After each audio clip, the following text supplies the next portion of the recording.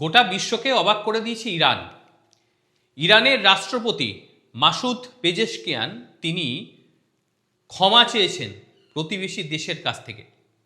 এক সপ্তাহ ধরে ইরান থেকে যেভাবে একের পর এক ক্ষেপণাস্ত্র হামলা চালানো হয়েছে প্রতিবেশী দেশগুলোতে, লক্ষ্যবস্তু ইসরায়েল ছিল এবং তার সঙ্গে ইসরায়েলের আশেপাশের দেশগুলোকেও ছাড়া হয়নি। কিন্তু হঠাৎ করে তিনি ক্ষমা চেয়ে বসলেন। এনডিটিভি ওয়ার্ল্ড থেকে এই প্রতিবেদনটা আমি নিয়েছি। এখানে দেখুন কি লিখছেন তারা।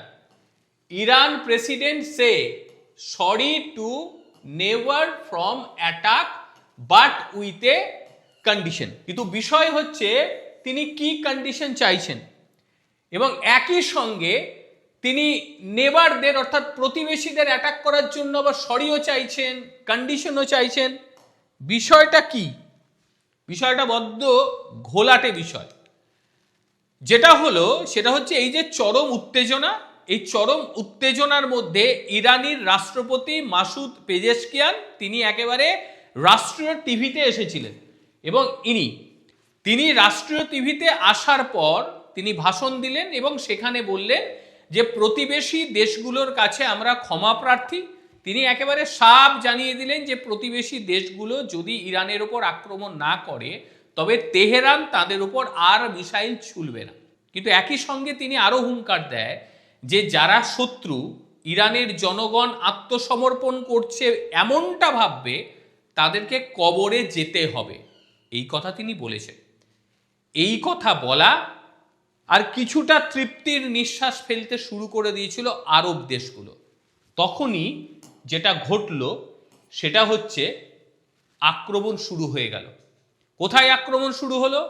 আক্রমণ শুরু হলো বিশ্বের সবচেয়ে ব্যস্ত বিমানবন্দর, সেই বিমানবন্দরে পড়ে গেল একের পর এক ড্রোন। দুবাইয়ের আন্তর্জাতিক বিমানবন্দর, এই হচ্ছে সেই সময়কার ছবি। এইখানে ড্রোন অ্যাটাক হয়েছে, আর ড্রোন অ্যাটাকের ফলে এখানের যে কাজকর্ম চলছিল এমনিতেই বন্ধ ছিল, তারপরে মানে ছোটোখাটো কাজও চলছিল, সেগুলো পুরো মাত্রায় বন্ধ হয়ে গিয়েছে। আর এই সব কিছুর যে সূচনা আপনারা জানেন, এই 28 তারিখের যে ঘটনা, 28শে ফেব্রুয়ারি, এই যে 28শে ফেব্রুয়ারি ইরানের উপর যেভাবে যুক্তরাষ্ট্র এবং ইসরায়েল হামলা চালালো, তারা তো চুপ করে বসে থাকবে না, তারা পাল্টা আক্রমণ চালাতে শুরু করে দিল। তাদের সুপ্রিম লিডার মারা গেল, তারা তো ছেড়ে কথা বলবে না। এবং তারা যখন আক্রমণ শুরু করলো সেই আক্রমণটা হয়ে গেল কিন্তু ভয়াবহ, মানে কাউকে ছাড়েনি। একেবারে এখানে সিরিয়া থেকে শুরু করে, জর্ডান থেকে শুরু করে, ইরাক থেকে শুরু করে, কুয়েত থেকে শুরু করে, এখানে রয়েছে বাহারিন থেকে শুরু করে, কাতার থেকে শুরু করে, ইউনাইটেড আরব আমিরাত থেকে শুরু করে, আর এখন তো দেখেই নিলেন দুবাইয়ের মধ্যে অ্যাটাক করতে শুরু করে দিল।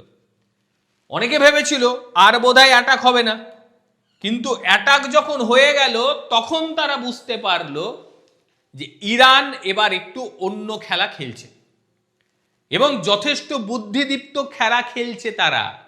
ইরান যে চুপ করে বসে থাকবে না এটা তারা বুঝিয়ে দিয়েছে, এবং তারই সঙ্গে তাদের নেবারদের, তাদের প্রতিবেশীদের বুঝিয়ে দিয়েছে যে তোমরা তোমাদের দেশের যে সেনা ঘাঁটিগুলো রেখে দিয়েছো, সেখানে আমেরিকান সেনারা আছে, সেই সেনা ঘাঁটিগুলোকে অবিলম্বে বন্ধ করো, না তো আমরা আর তোমাদের ছাড়ব না।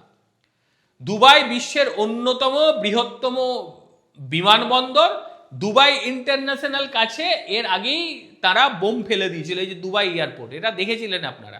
এবং তারপরই সেখানে ক্ষতিগ্রস্ত হয়েছিল বিলাসবহুল পাম জুমারাহি এবং বুর্জ আল আরাব, এগুলো ক্ষতিগ্রস্ত হয়েছিল। একই সঙ্গে কাতার এবং বাহারিনেও সেখানেও হামলা চলে।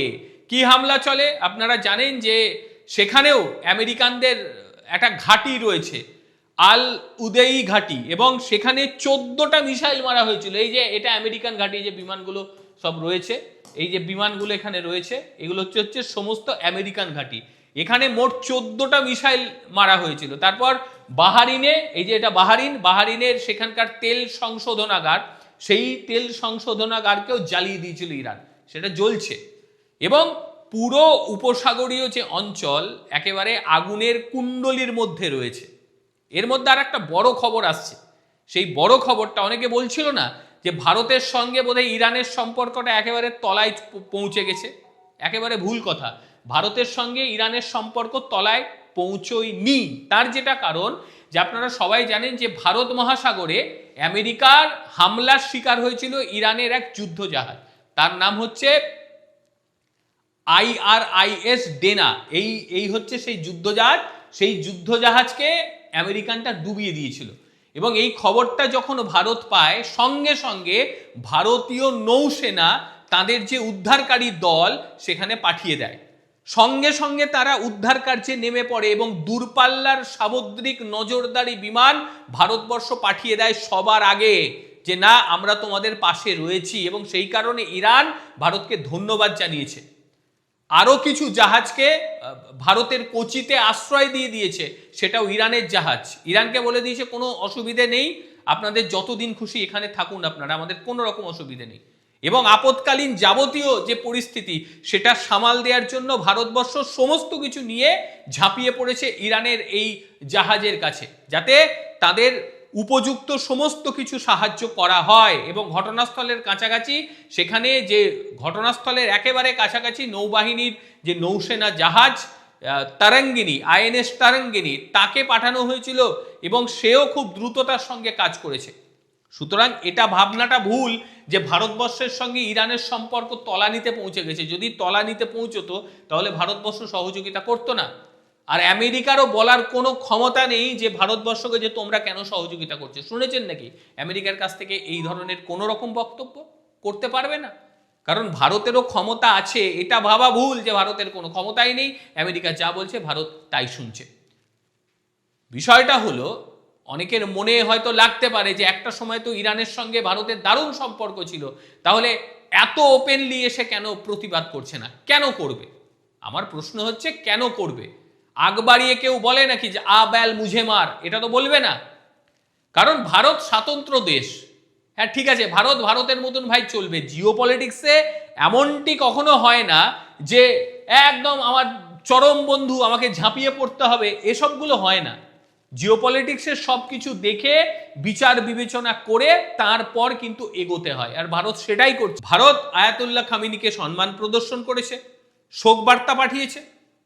কি করবে? এর থেকে আর বড় কি করতে পারে? কি করবে? আমেরিকার সঙ্গে ঝামেলা পাকাতে যাবে? অন্যের জন্য ভারতবর্ষ আমেরিকার সঙ্গে কেন ঝামেলা করতে যাবে? কারণ আমেরিকায় এখন যিনি বসে রয়েছেন তিনি একেবারে অর্ধ উন্মাদ। কখন কি করবে কোনো ঠিক ঠিকানা নেই। কাজেই টেকনিক্যালি খেলতে হবে।